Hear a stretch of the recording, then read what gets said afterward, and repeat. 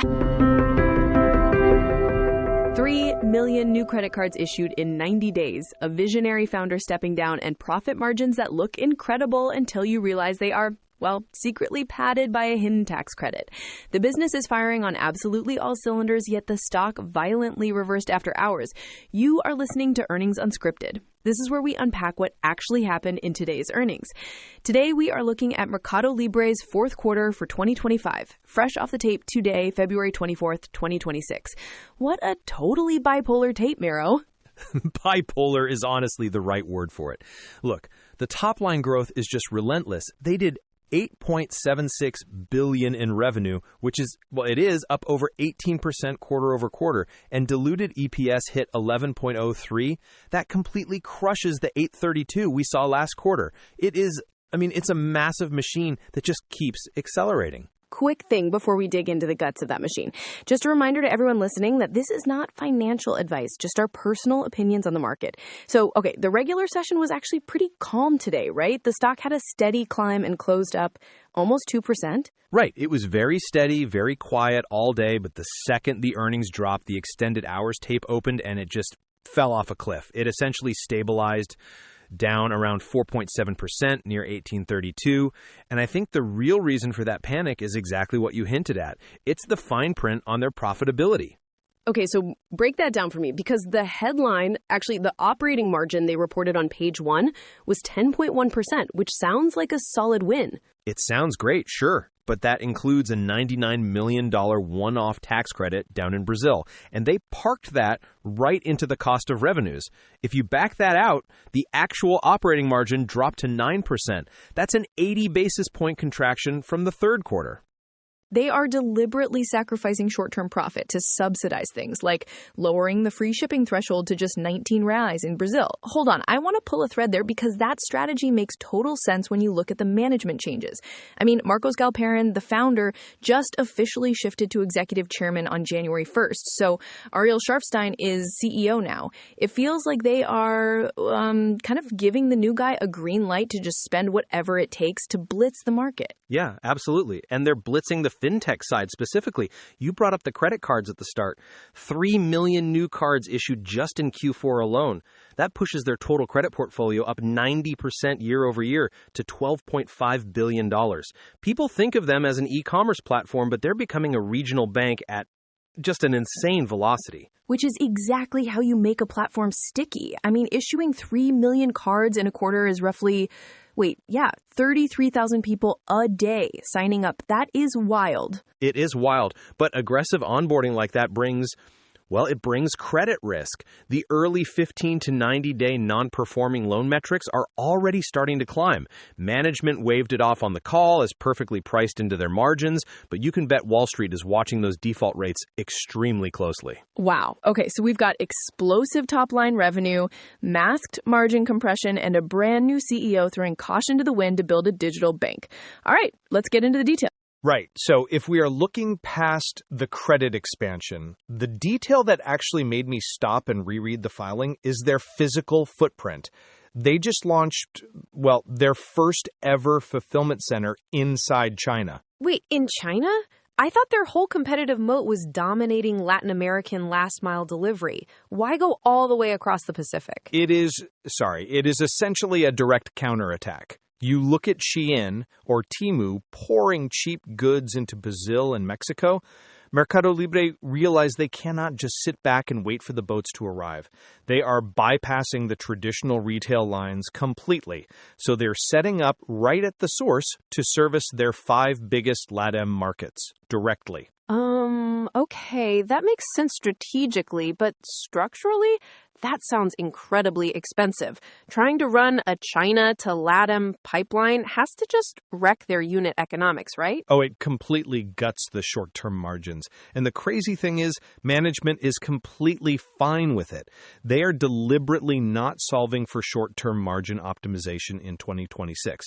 The CFO, Martín de los Santos, actually said on the call, let me pull the exact wording, right? He said, "We put all that together. That gives you a range of between 5 and 6 points of margin compression." 5 to 6 points. You know, most public companies would be terrified to casually tell Wall Street they are about to burn 6 points of operating margin. But they're just owning it. They're sacrificing today for market share tomorrow. Exactly. And they are so confident in the underlying logistics machine that they actually slashed a key metric.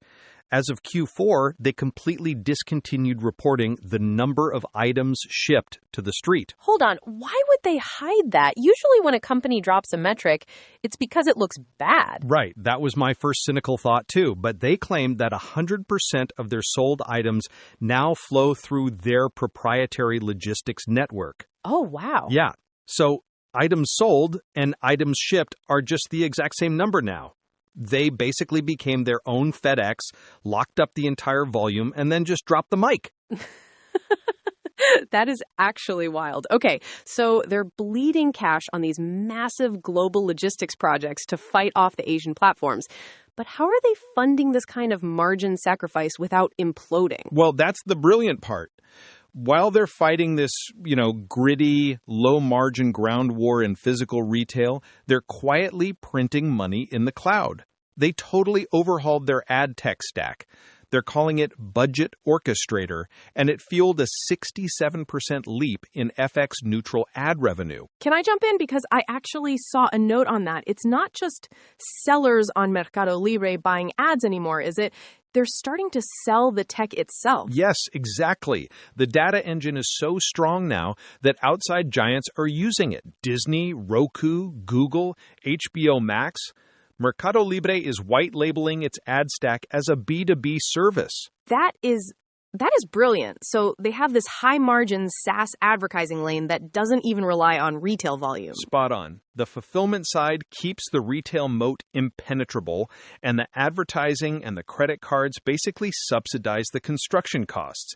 It's optimism, sure, but it's optimism with a highly functional spreadsheet. I love that. Optimism with a spreadsheet. But look, with Marcos Galperin stepping back, the new CEO has this massive mandate to just burn margin and scale. So where does that actually leave them heading into next quarter and the rest of the year? It leaves them playing a very high-stakes game of chicken with Wall Street. I mean, they are betting that investors will just look past the sheer cost of this expansion because the top-line growth is so seductive. But there is actual friction there, right? Because looking at the big picture, their net income for the year actually shrank 13%. Exactly. And that is strictly off a renormalizing tax code environment in Latin America. It is just a brutal squeeze on the bottom line. So the room for error going into 2026 is incredibly thin. If consumer demand in Brazil or Mexico cracks even slightly, that deliberate 5 to 6 point margin hit turns from an investment into a massive liability. Can I jump in? Because I think they are relying on technology to offset that physical friction. Did you catch Ariel talking about agentic commerce? It sounds like corporate buzzword bango, but they pointed out their AI assistant is already solving 87% of interactions without any human support. Yeah, and that is not just marketing, that is real operational leverage. It seems like the long-term vision is completely closing the loop. The AI curates the product, the new credit cards finance the purchase, and the China logistics arm physically moves the box. So they basically want to automate the entire consumer economy of the continent. Pretty much. But the main absolute wildcard to watch next quarter is not the AI. It is the debt. They rapidly pushed that credit portfolio to $12.5 billion. We need to see if those early 15-day loan defaults start swelling into the bad debt category. Right. The over 90-day defaults. Because once it crosses that line, it starts eating the core retail profits alive. Spot on. Galperin built an incredibly elegant machine before stepping back. Now the new guy just has to prove he can fly it at redline without blowing the engines. Just stitching the parachute while falling at 35% growth a quarter. Standard Tuesday for them, I guess. Yep. Just another Tuesday. All right. That is enough damage for one episode. If you want these earnings drops to just show up automatically, go ahead and follow the show. We build this podcast with some AI tools, meaning we pull the filings and the transcript and summarize what actually mattered. Send your feedback or ticker requests to earningsunscripted@datamadness.ca or just grab the X link in the show notes. Thanks for hanging out with us, and we will catch you next time. Take care.